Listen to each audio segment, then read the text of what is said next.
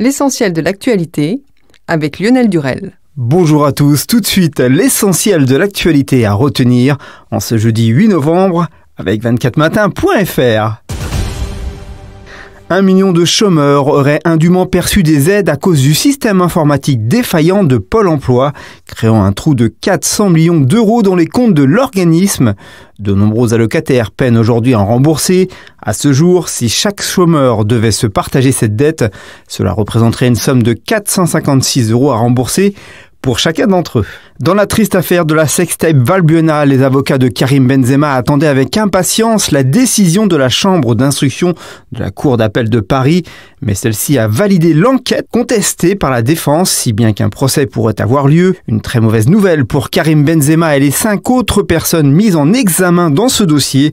Cette validation de l'enquête induit en effet la poursuite des opérations qui doit mener jusqu'à l'ouverture d'un procès. Gilles Legendre, patron des députés La République En Marche, a assuré ce jour que le gouvernement et la majorité ne reviendront pas en arrière sur les hausses de taxes sur les carburants et a appelé à revenir à la raison sur ce sujet. Pour le responsable politique questionné sur la mobilisation des Gilets jaunes du 17 novembre pour bloquer les routes contre la hausse des prix des carburants, il se passera ce qui doit se passer. Ce qui compte, c'est le cap que nous avons fixé, celui de la fiscalité écologique pour limiter les consommations de carburant de produits fossiles. C'est notre cap, nous le tiendrons et nous ne reviendrons pas en arrière, a-t-il assuré. Amazon lance aujourd'hui une boutique des producteurs dans laquelle des producteurs régionaux français proposent près de 2000 références aux millions de clients du géant du commerce en ligne en Europe. Le géant américain a voulu préciser que les produits seront vendus en France et en Europe, sachant que chaque producteur conservera la maîtrise de son catalogue, de son stock et de sa propre politique de prix.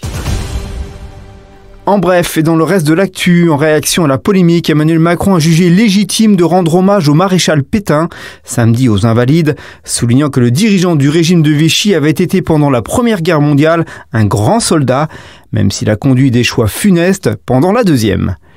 Les habitants de San Francisco aux États-Unis ont voté massivement mardi en faveur d'un impôt sur les grandes entreprises de la ville pour aider ces milliers de sans-abri. Selon les résultats officiels mercredi, une taxe qui divise âprement certains patrons de la tech. En sport, pour l'ouverture de la tournée d'automne de rugby samedi au Stade de France à 21h05 contre l'Afrique du Sud, Jacques Brunel va pouvoir enfin titulariser son meilleur ouvreur français, Camille Lopez, aux côtés de Baptiste Serin à la charnière. Notez que les Bleus n'ont plus battu les Springboks depuis 9 ans. Rejoint hier en match des Ligues des Champions dans le temps additionnel après avoir pourtant compté jusqu'à 2 buts d'avance et à 10 contre 11, l'Olympique lyonnais pouvait l'avoir mauvaise après son match nul concédé face à Hoffenheim de partout. Au micro d'RMC, Nabil Fekir a reconnu que le match avait un goût de défaite. C'est un peu inquiétant, mais on va essayer de corriger tout ça et on a quand même fait un bon match, même si la déception règne. Il reste encore 2 rencontres, rien n'est joué, a voulu positiver le leader de l'OL. L'actualité People avec 2,6 millions de spectateurs. Le film Le Grand Bain, sorti le 24 octobre 2018, est un énorme succès au cinéma. Invité dans RTL Matin, le réalisateur Gilles Lelouch a expliqué être fou de joie, mais avoir du mal à réaliser.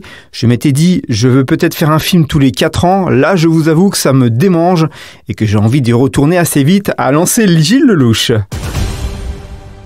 Allez, la météo, quel temps fera-t-il demain matin? Selon Météo France, la journée de vendredi s'annonce particulièrement agitée, toujours en lien avec l'influence d'une vaste zone dépressionnaire située sur le proche Atlantique. Des averses orageuses concerneront le sud-est et les Alpes du Sud aux premières heures du jour. À l'opposé, près de l'Atlantique, de nouvelles pluies arrivent en Bretagne en fin de matinée avec un net renforcement du vent.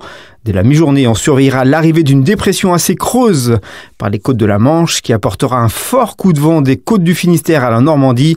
Les rafales pourraient atteindre les 100 km/h sur le Finistère et plus généralement de 70 à 90 km/h de l'intérieur de la Bretagne à la Normandie.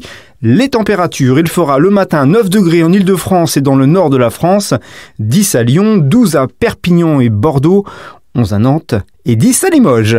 Merci à tous d'avoir suivi ce Flash Info. L'info se poursuit sur 24matin.fr. Belle journée à tous et bien évidemment à demain 13h.